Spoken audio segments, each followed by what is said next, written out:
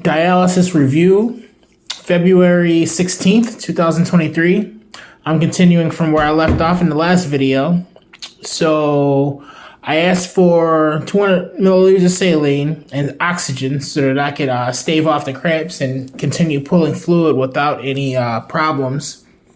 And I specifically asked for 200 because I wanted to get a 200 shot of saline when I first got the twitches, and a 300 shot of saline when I got the next bout of twitches, and reduce my pull to 6,000 instead of 6,500. And I did just that, and I thought that it would be enough for an hour, but I ended up asking for the next 300 shot of saline at 1 hour and 53 minutes, which was like just like 30 or 40 minutes after the first one. So it was almost an hour, I guess. I was a little early. So I got the next 200 shot of saline, and I had her turn down my pull to 6,000. And I was massaging my legs like a little bit into the, like a lot of it actually. I was massaging the crap out of my legs until the twitching stopped. So after that next shot of saline, I put my legs down because what I get is gravity cramps. So I let gravity assist with putting blood into my extremities because my heart is under so much duress. And, the cramps, they never came back. The twitches never came back. Let me be clear, I never got any cramps. The twitches never came back. So I sat there for the next hour and a half or hour or so of my treatment, and I pulled off 59.12 milliliters. So I got to my 6,000, and when I weighed out, I was 73.4 milliliters, which means that I pulled off about 5.900 milliliters. Sorry about the math. I'm just got brain fog from after treatment. But what that tells you is that I reached my goal of 6, and there was a little bit extra saline, about 400 milliliters extra saline during the administration of the salines from the technician. They don't really have a way to inject saline in an exact manner, so they just kind of use the saline bag and they look at the levels on the saline bag and push you down for saline. And they probably go over by a little bit just because it's inaccurate physically. So that was the case. So I had success. I'm still putting on muscle. My legs are still hoss, even though I pulled off the fluid. In the last treatment, I wasn't ready, but I knew that I was holding on to extra minerals, and I was only able to pull off I think 47. I think I mentioned in the last video, but today I reached the 6th, which is my goal, and that's the way that I operate or ask to operate my fluid pulls when I'm trying to pull fluid, and I'm always knowledgeable about what's going on in my body, which the doctors and the technicians are not.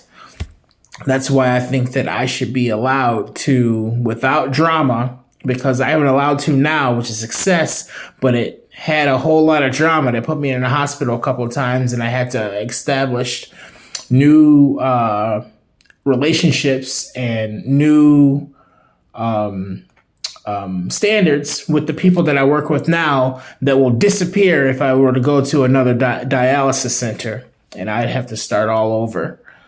So, so it was a success in that manner. And today, the doctor was harassing me about my blood pressure on the treatment. They always try to let you know that you're failing in some way and that they can help you, taking credit for all the effort and things that I put into my health. So today, somebody had, I noticed that the dialysis machine, the blood pressure was high, and it goes up when I sleep or if I play chess or if I lean forward like this. And some years back, I noticed that if I lean back like this and arch my back, my blood pressure goes down about 30 or 40 points right away. So I did that, and I showed another person how I did it and why I do it. So they have witnessed me control my blood pressure with high success, and hopefully that'll change the relationship between myself and the nurses and stuff. While I continue on my journey and show them more and more and more of what I've been doing. But I want y'all to know everything that I've been doing. And I want you to watch all these videos if you're on dialysis, because your path may be different than mine.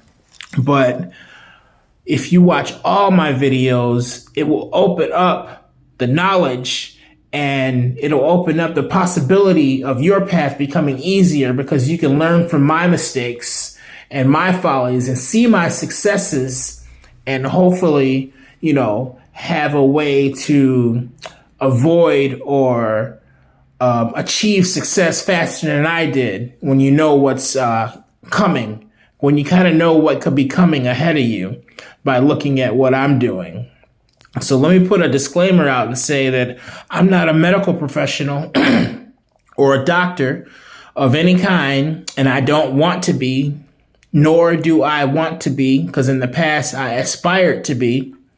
I went to school for psychology and biology before I got kidney failure in 2012, and in 2013 I accepted dialysis, and it forced me to drop out of college. And so I've educated myself with massage therapy, because that's basically a hardcore physiology class with a little bit of energy work mixed in, and the tactile experience of dealing with other people and touching them, laying on the hands therapies. And with that, I also had to drop out because I had the holes open up in my feet from the high focus that I was putting into the rigorous activity of daily massage therapy classes with like 3 tests a week, hardcore medical terminology and physiology terminology. And I had the highest grade in my class, but I had to take a step back and drop out and accept another failure. But in that failure, I achieved a success of being able to heal the holes in my feet from the knowledge that I attained while I was there. So I would like to go back to that eventually. My mom's calling me. I'm going to hit her back after this video. But I would like to go back and finish that. Before I go back to finish psychology, I would like to finish everything that I started in life, first of all. But I would like to finish massage therapy, because the modalities that you find from that laying on the hand therapy are just growing, and they're very effective, especially for a person like me, and I've already proved to myself how effective they are, because those holes in my feet, I had them for years and they kept coming back and going away. And I used to use like baking soda on them and try to heal them, and they kept going back and going away. And then I realized that I had to change the way that I eat, because the carbonic acid is a byproduct of the metabolism of sugar. And also, I had high fluid gains after I had kidney failure. So like I had to figure out how to pull all that fluid off. I had to figure out how to lower my blood pressure, and I had to figure out how to change my diet and my habits from eating so much sugar. As a type 1 diabetic, I take insulin and I need that sugar or else I die from insulin shock. So it was a whole lot of crazy parameters that I had to meet and overcome in order to get to where I am right now. She's calling again. So that's what I had to say in this video. So I hope you all watch this video 1,000 times, especially if you're on dialysis, or watch it and don't have to go through 10 years of arduous training, self-training, and denying of the people who are wrong in order to get to where I am right now. I would be remiss if I would never mention that at this time, I know that I'm experiencing remission. So peace, y'all.